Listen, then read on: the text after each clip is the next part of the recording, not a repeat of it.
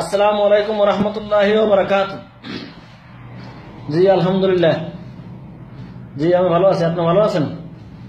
জি জি জি ছেলের ভর্তির ব্যাপারে, হ্যাঁ না ছেলের তো ভর্তি করা দিয়েছি আলহামদুলিল্লাহ।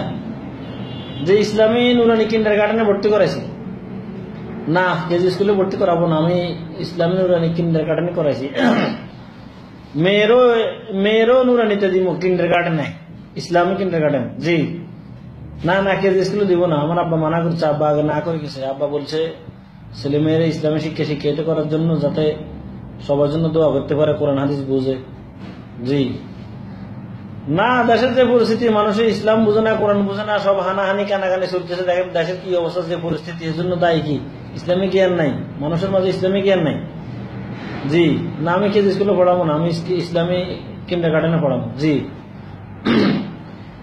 না হলে মাদ্রাসা থেকেও ডাক্তার ইঞ্জিনিয়ার হওয়া যায়। মাদ্রাসায় পড়লে হয় না বলছে কে? সব জায়গার থেকে হওয়া যায়, জ্ঞান থাকলে, লেখাপড়া করলে। না কেজি স্কুলে পড়লে হবে এটা ঠিক না, মাদ্রাসা পড়লেও হয়। না হলে না হোক, অসুবিধা নেই। আমার এত ডাক্তার ইঞ্জিনিয়ার প্রয়োজন নেই। আমার ছেলে কোরআন হাদিসের জ্ঞান অর্জন করবে, আমার জন্য দোয়া করবে, আমার পরিবারের জন্য দোয়া করবে, এটাই যথেষ্ট আলহামদুলিল্লাহ। মামুর জন্য দোয়া করবে, কোরআন হাদিস শিখবে, ইসলামিক জ্ঞান থাকবে। মুসলমান হিসেবে পরিচয় কি? যদি ইসলামিক জ্ঞানে না থাকে, ডাক্তার ইঞ্জিনিয়ার দিয়ে কি হবে? ডাক্তার ইঞ্জিনিয়ার দিয়ে তো কোনো লাভ নাই যদি ইসলামের জ্ঞান না থাকে। দেশে হানাহানি কানাকানি হইতেছে, যা কিছু হয়, অন্যায় অবিচার হয়, ইসলামিক জ্ঞান নাই। যদি ইসলামিক জ্ঞান সবার মাঝে থাকতো, দেশের পরিস্থিতি আরো অনেক ভালো হতো। না জি না না আমি পড়াবো না। না আর ভাই আপনারা বলছি না, এক কথা এতবার বলেন কেন? আপনারা তো একবারে বলছি আমি ইসলামী কিন্ডার গার্ডেনে দিয়েছি বাচ্চারে। না আমি পড়াবো না। কি? হ্যাঁ কি মাদ্রাসা পড়লে রাজাকার হয়? মাদ্রাসা পড়লে রাজাকার হয় বাইরে গো। ভালো, আপনার রাজাকারের সংখ্যা জানেন? রাজাকার কাকে বলে আপনি এটা সংখ্যা জানেন? হ্যাঁ শুনেন না, শুনেন।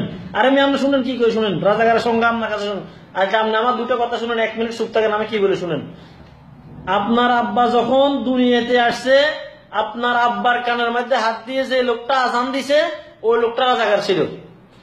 এবারে আপনার আব্বা বড় হয়েছে, আপনার আব্বার যখন বিয়ে করাইছে, আপনার আব্বার বিয়ে যে লোকটা পড়াইছে ওই লোকটা রাজাকার ছিল। এবারে আপনি যখন দুনিয়াতে আসছেন, আপনি দুনিয়াতে আসার পরে আপনার কানে হাত দিয়ে যে আজান দিছে, এই লোকটা রাজাকার। এরপরে আপনার নাম রাখছে, নামের মুনাজাত দিছে, ওই লোকটা রাজাকার ছিল। এরপরে আপনার সুন্নতে খাতনা করেছে, আপনার জন্য দোয়া করছে, ওই লোকটা রাজাকার। এরপরে আপনি যখন বিয়ে করছেন, আপনার বিয়ে যে লোকটা পড়াইছে, ওই লোকটা রাজাকার।